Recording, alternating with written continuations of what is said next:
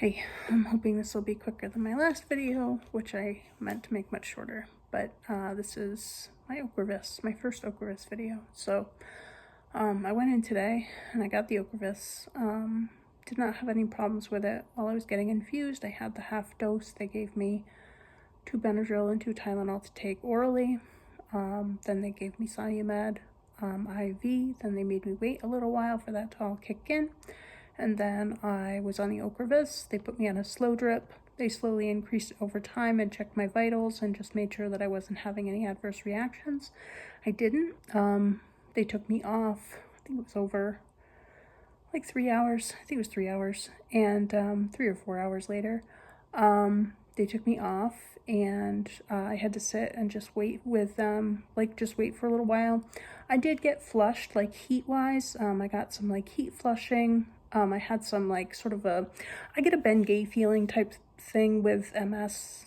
Generally, it's generally pretty brief, and I get it generally on my chest and stuff. I was getting that on my arm, and kind of up the side of my face a little bit. It wasn't itchy in my throat or anything like that. It was just that feeling. And I let them know. They said, that was fine. So, I did feel an anxiety tightness in my chest. So I told them about that. They took my vitals. This was after I was off of it. And I was just in the waiting room. They took my vitals. They said everything looked good, and that went away pretty quickly. So then I went home. I didn't have any problems. I did have someone driving me, but I don't think I'll need to do that in the future. Since then, I've started to get some kind of flu-y symptoms, hot flashes. I'm getting a lot of hot flashes, and I'm getting really, really terrible headache. Yeah, it's pretty bad. Pain behind the eyes, a lot, just a solid headache.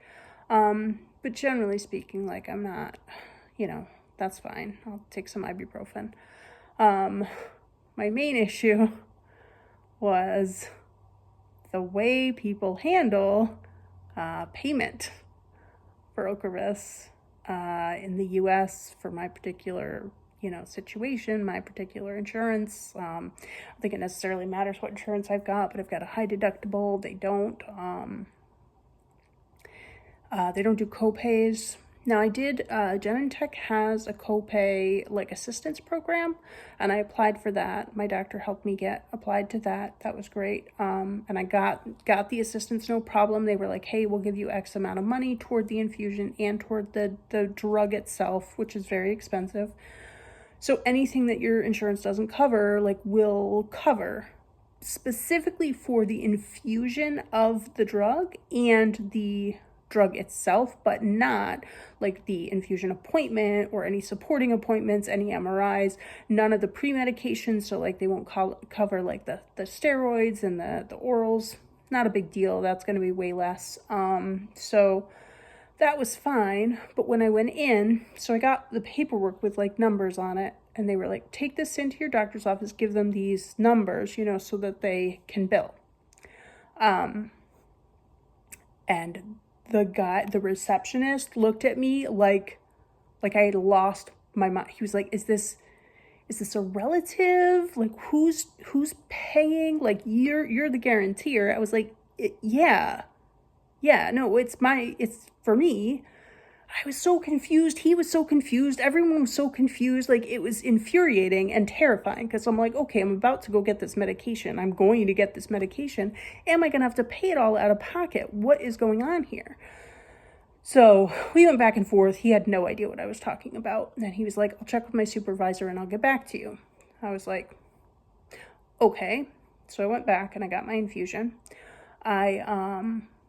I messaged my doctor. We have a patient portal. So I messaged my doctor, and that's a 48 hour thing. So I didn't necessarily figure I'd get something back today, but I wasn't going to reschedule the infusion because I really need to know what's going on and if it's going to work for me and all that.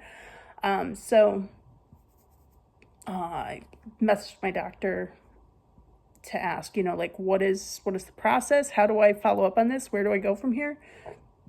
And then I talked to one of the people that was like helping with the infusion. I was like, hey, is there anybody back here who has knowledge? Because they do a lot of Ocrevus. They do a lot of things for Genentech. Are you familiar with this program? Can anybody talk to me about it? Tell me what's going on. And the guy I talked to was like, oh yeah, let me check with our like, you know, like, I can't remember who he said, but like someone higher up, you know, I'll let her know that you have some questions or whatever, and I'll send her over. Nothing. So I got done with the infusion.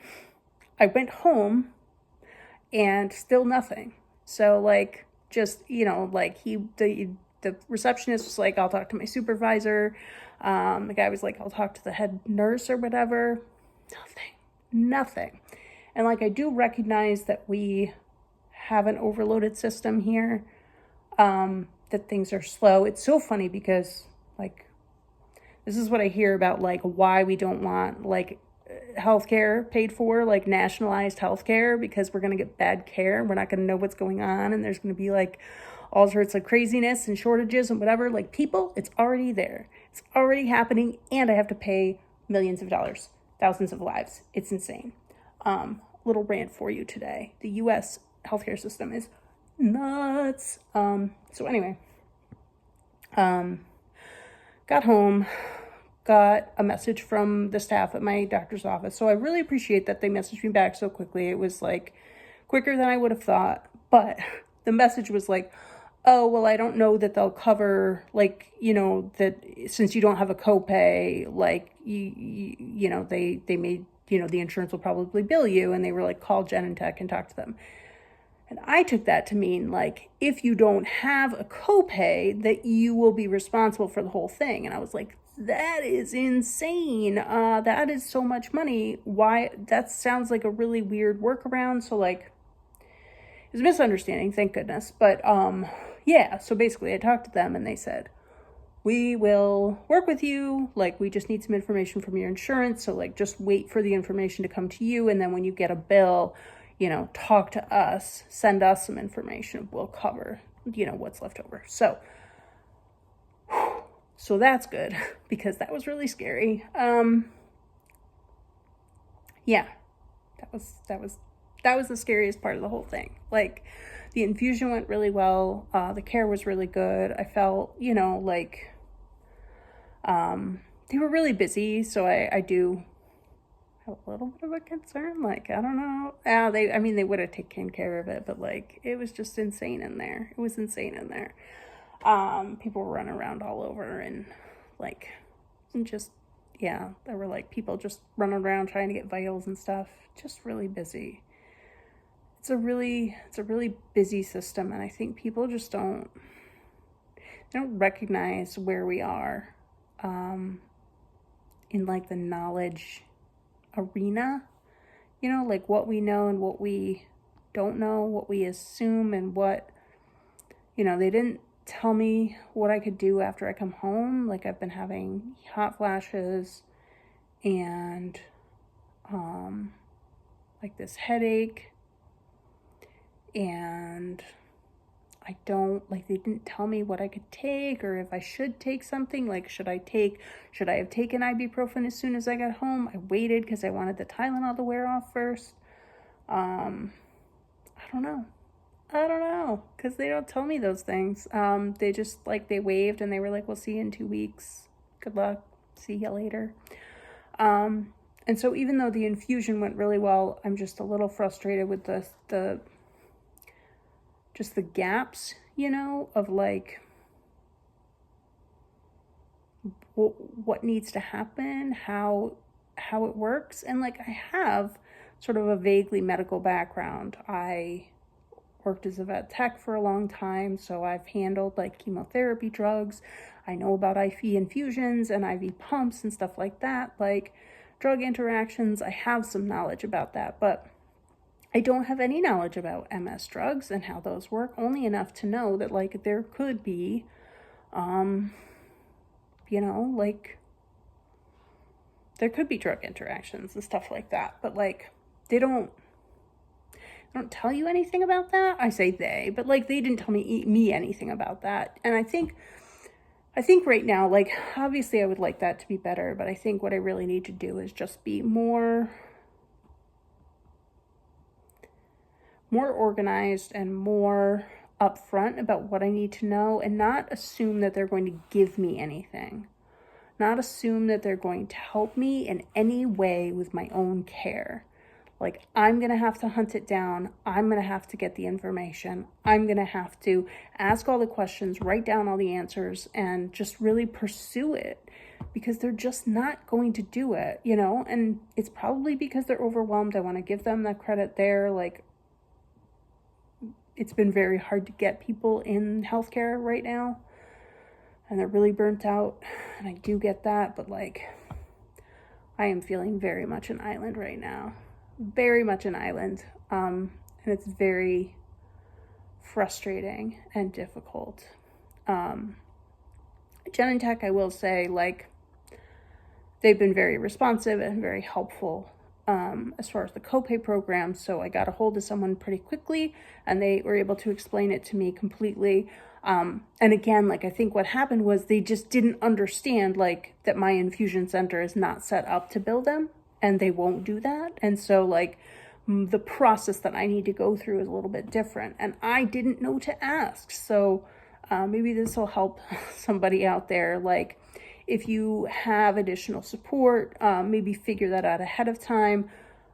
Call the infusion center that you're working with, or contact them. My infusion center does have like a cost breakdown. They have like online, they have, they have like a person you can contact to get a breakdown of costs and things like that, because they have like a transparency, policy. So that's really helpful. I did not take advantage of that, and I probably should have. That might have helped.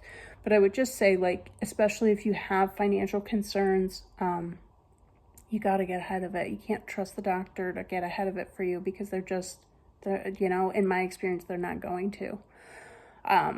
So anyway, this is my half dose of Ocrevus. It went really well. I had minimal effects. I have a hell of a headache right now. And I'm going to go to bed and hope it goes away. And I took tomorrow off, so that'll be very good, I think. Just to sort of recuperate. They said there might be flu-like symptoms. I may update tomorrow too, and just let people know what my symptoms are. But right now, yeah, it was like mainly hot flashes and like a massive headache. I found that like directly after the Ocrevus, I was fine. So like I would have been fine to get home, to drive home. I was probably fine for like another like hour maybe after. And then I started getting hit with like more of the like hot flashes and the headache, which is sort of like, it started and I took some ibuprofen. I need to take some more because it's back, and it's it's quite stabby.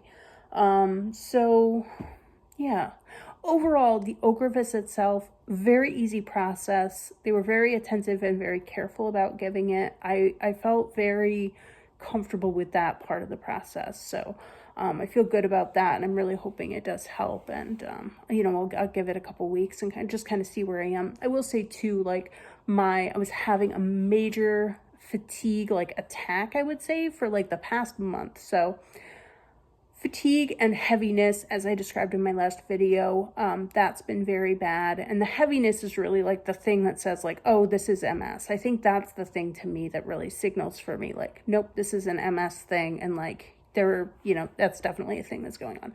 Not to say there aren't other things going on, but that is definitely going on. So the fatigue and the brain fog that accompanied that, and also the heaviness, kind of started to go away around Tuesday. So it's been getting colder here. I think that's helping. But hopefully I'll maintain there for a while. And I'll just keep people updated. So I hope that helped. A little bit of a rant for me, but this is a situation, and I think, people should know about that too. The US specific insurance craziness. Just know that, like, if you have the copay program, if you don't have the copay program, there is a copay program. Look into that. Genentech, and I think they probably do it for rituximab too. I think that's theirs. Anyway, like Genentech seems to have really good support programs, and I believe I believe that they only apply to people who are not on Medicare and Medicaid, which is crazy to me, but there are other programs for that, I think. My doctor was really asked me about that and followed up on that. But if your doctor doesn't have any suggestions like that, there are programs out there. So just have a look out there. Maybe National MS Society. I'm not sure who else would have information about that. Or if you're looking to get a specific product, because I had support with Avonex too. I think, yeah. So, or maybe Gilenia. Anyway, like I've been on those types of support programs before. Sometimes they're limited times, but a lot of the companies seem to have them. So if you're looking at a specific drug, talk to that company maybe about their support programs, because they do tend to have them. They want you on those drugs, so they will do their best to help you out to get on them. So talk to them, and they might be able, if you're on Medicare or Medicaid, they might be able to help you find another path to that type of assistance. So, yeah, I hope that helps, and I'll keep people updated. Thanks.